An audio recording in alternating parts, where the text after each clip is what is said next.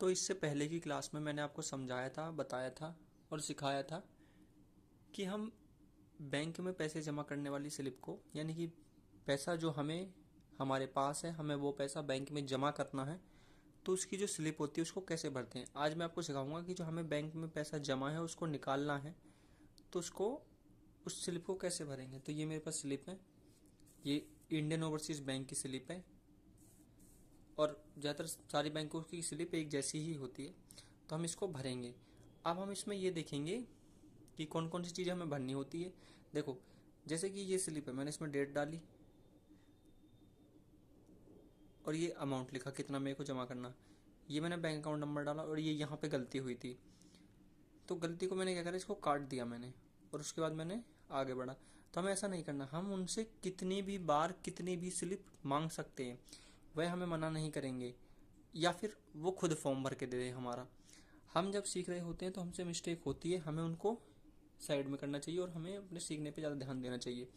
जब मैंने सीखी थी मैंने भी बहुत सारी स्लिप भरी थी, मैंने तकरीबन 50 के करीब स्लिप पहुंचा दी थी, वो गलत भर रही थी बार बार, तो उन्होंने मेरे को कुछ नहीं बोला, उन्होंने मेरे को स्लिप देते रहे, मैं भरता रहा और मैं सीखता रहा, तो मैं सीख गया। अब बारी आपकी है कि आप कितनी स्लिप भर सकते हो, कितने स्लिप में सीख सकते हो, तो सीखते रहो, वो मना नहीं करते, क्योंकि बैंक का काम ही होता है कि उसका एम्प्लॉय, सॉरी उसका जो कस्टमर है वो अपने हिसाब से चले और वो बैंक में आए, सर्विस ले और चला जाए, क्योंकि बैंक आपको अच्छी सर्विस देना चाहती है और आपका फीडबैक भी चाहती है। देखो, ये स्लिप में भर रहा था, इसमें ये गलती हो गई, ये सारा डेट मैंने भर दिया। इसमें इस स्लिप को भरते कैसे हैं, भरते ये यहाँ है, डेट वाली जगह पे डेट लिखेंगे, जहाँ पे हमें जितने पैसे लेने वो पैसे लिखेंगे, सेविंग अकाउंट नंबर में वो लिखेंगे, यहाँ पे इंडियन ओवरसीज बैंक है, यानी कि बैंक कहाँ की है, और यहाँ पे रुपए लिखना। अब ये देखना यहाँ पे लिखना क्या होता है। अब ये मैंने स्लिप कर दी, ये स्लिप यहाँ पे गलती हो गई तो मैं स्लिप को चेंज कर दूंगा, मैं दूसरी स्लिप ले लूँगा उनके थ्रू। ये मेरे पास दूसरी स्लिप है, ये भरी हुई है और ये बिल्कुल सही है, इसमें कोई कमी नहीं। अब ये जो दो जगह बची, इन जगह पे हम क्या डालेंगे, यहाँ पे हम डालेंगे जैसे हमारी जो बैंक की जो लोकेशन होती है, तो हम उसमें क्या डाल सकते हैं। जैसे हमारी बैंक है, मान लो ये है दिल्ली में, आप मान लो लाजपत नगर, ये एक टेम्परेरी एड्रेस बता रहा हूँ मैं आपको, लाजपत नगर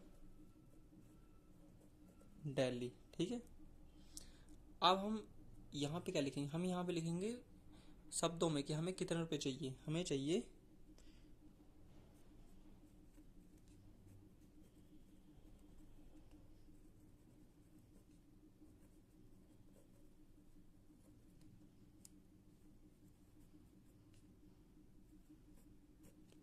ये देखो, कैपिटल स्मॉलेस्ट, इससे कोई फ़र्क नहीं पड़ता, स्पेलिंग में गलती हो गई कोई बात नहीं, वो सब चलता है। वहाँ पे जो मेन होता है ये account number, amount, account number, date, ये सब मेन होता है। यहाँ पे हम अपने साइन करेंगे जो भी आपका नाम हो, जैसे फॉर एग्जांपल मेरे केस में मैं लिख लेता हूँ यहाँ पे, अगर जो साइन नहीं कर सकते अंगूठा लगाते तो वो यहाँ पे अंगूठा लगाएंगे, मैं आपको बताता हूँ कहाँ लगाएंगे।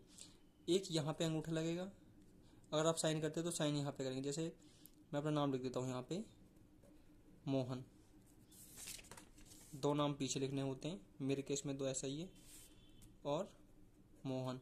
कई बार वो मोबाइल नंबर भी लिखवाते हैं तो मोबाइल नंबर भी आप लिख देना। जब अंगूठा लगाते हैं तो अंगूठा भी, एक अंगूठा यहाँ लगता है, एक अंगूठा यहाँ लगता है, एक अंगूठा यहाँ लगता है। और फॉर एग्जांपल वो स्लिप इंग्लिश में भरी हुई थी, जैसे मान लो ये सारा कुछ ठीक भरा हुआ है इस स्लिप में, बस मुझे हिंदी में लिखना है, तो मैं हिंदी में कैसे लिखूँगा, हिंदी में भी मैं ऐसे ही लिखूँगा जैसे मैंने उसमें इंग्लिश में लिखा था कि 2,000 रुपये मात्र, ये भर गया मैंने। यहाँ पे मैंने अपना हिंदी में नाम लिख लिया, अंगूठा लगाते हो तो अंगूठा यहाँ पे हिंदी में लिख लेना। आप बैंकों को उससे कोई मतलब नहीं होता, यहाँ पे साइन या अंगूठा लगाते हो तो अंगूठा, ये काम पूरा हुआ, बस यही होता है जो हम स्लिप भरते हैं। आगे मैं आपको और बैंकों का अगर कुछ अलग सिस्टम होता होगा, जैसे पीएनबी, एसबीआई कुछ अलग होता होगा, एचडीएफसी कुछ अलग होता होगा, तो वो मैं आगे आपको भर के दिखाऊंगा।